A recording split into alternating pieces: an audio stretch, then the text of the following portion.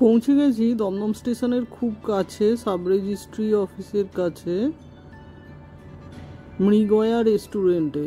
ওখানকার বর্তমানে 31শে জুলাই অবধি চলা ইলিশ থালি অ্যাট 299 এই অফারটা অ্যাভেল করতে। রেস্টুরেন্টটা বেশ ভালো, ছিমছাম। আমাকে দিয়ে গেল ব্লু লেগুন ওয়েলকাম ড্রিঙ্কটাও খেতে বেশ ভালোই। তারপরে এসে গেল আমাদের ইলিশ থালি। আমি ইলিশ ভাপা অপশানটা নিয়েছিলাম। এর মধ্যে ইলিশ ভাপা বা ইলিশ সর্ষে ইলিশ, এই দুটোর যে কোনো একটা নেওয়া যায় 299-এ। এছাড়াও ইলিশের বিরিয়ানি এবং ইলিশ পাতুরি ইত্যাদি বেশ কয়েকটা আইটেম রয়েছে, যেগুলো আলা কার্টা, অর্থাৎ এই থালির মধ্যে ইনক্লুডেড না। ওগুলো নিলে আলাদাভাবে পে করতে হয় এবং সেই প্রাইসগুলোও খুব একটা বেশি না, কোনোটা 299, কোনোটা 280, 270 এইরকম।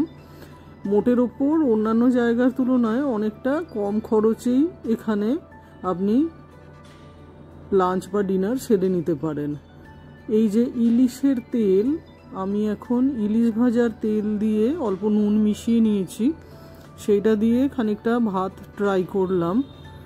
বেশ ভালো খেতে, গরম গরম ইলিশের তেল দিয়ে গরম ভাত বেশ ভালো লাগলো খেতে, সবসময়ের মতোই। আর এই বাসমতি চালের ভাতটাও বেশ ভালো। একমাত্র ভাতটাই এখানে আনলিমিটেড পাওয়া যায়, অর্থাৎ আপনি যতবার খুশি ভাত নিতে পারেন, আর অন্য আইটেমগুলো ওয়ান টাইম। আর এই থালিটা শেয়ারেবল নয়। সঙ্গে ছিল মুগ ডালটা আমি বেশ ঘন দেখছি। মুগ ডালের সঙ্গে ঝুরি আলু ভাজাও আছে। মুগ ডালটা খেতেও ভালো, ঝুরি আলু ভাজার সঙ্গে একসঙ্গেও খেতে পারেন। একটু ঝাল রয়েছে মুগ ডালটাতে। এখানে এত রকমের আইটেম রয়েছে, বেশিরভাগ আইটেমই ইলিশ দিয়েই, মানে ইলিশের মাথা থেকে ধড়, লেজা, মুড়ো সব কিছু এর মধ্যে রয়েছে। তেল সব কিছু দিয়েই পদ বানিয়েছেন। দারুণ কিন্তু এই কনসেপ্টটা আমার খুবই ভালো লেগেছে। এই আমার সব সময়ের প্রিয় একটা পদ হলো ইলিশের মাথা দিয়ে কচুর শাক। ওরা এটাও খুব ভালোই বানিয়েছেন, তবে আমার বাড়িতে বানানো মায়ের হাতের ইলিশের মাথা দিয়ে কচুর শাকটাই বেশি ভালো লাগে, যদিও এটাও যথেষ্টই ভালো। আর আমার এই কাঁসার থালাবাটিতে পরিবেশন করাটা খুবই ভালো লেগেছে। এবার আমি নিয়ে নিলাম ইলিশের লেজার ভর্তা। এটা একটি বাংলাদেশি রেসিপি, আমরাও বাড়িতে বানিয়েছি, তবে এখানেরটা আমার একটু বেশি ভালো লাগলো। এই মৃগয়া রেস্টুরেন্টের ইলিশের লেজার ভর্তাটা আমার বেশ ভালো লাগলো, যদিও এর মধ্যে একটু কাঁটা থাকে, মাঝে মাঝে একটু কাঁটা বেছে খেতে হয়। পুরো কাঁটাটা, লেজার থেকে পুরো কাঁটাটা বের করা সম্ভব হয় না। এটা শিলে বাটা লেজার ভর্তা, বেশ ভালো খেতে, হালকা মিষ্টত্ব রয়েছে।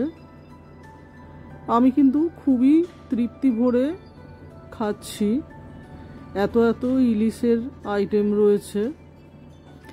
এবার সবশেষে আমি টেস্ট করছি ভাপা ইলিশের যে গ্রেভিটা রয়েছে সেটা।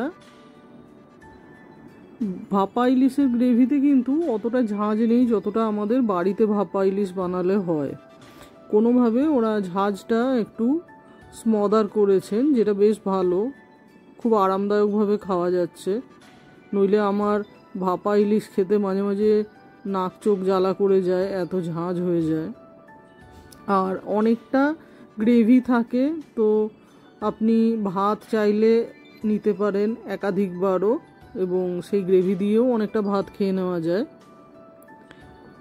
যে অন্য আইটেমগুলো রয়েছে, চাটনি, পাঁপড়, আলু ভাজা, কমলা ভোগ, এগুলো নিয়ে তো আলাদা করে বিশেষ কিছু বলার নেই। এগুলো ভালোই খেতে, সবকটাই যেমন হয় সেরকমই। এখন আমি ইলিশটা একটু টেস্ট করে দেখছি। ইলিশটা কাঁটা তো বাছতেই হবে, ইলিশ মাছ খেতে গেলে কাঁটা না বাছলে হবে না, কিন্তু কাঁটা বাছলেও মাছটা একটু নরম আছে, মাছটা ভালোই, মাছটা খেতে খারাপ নয়।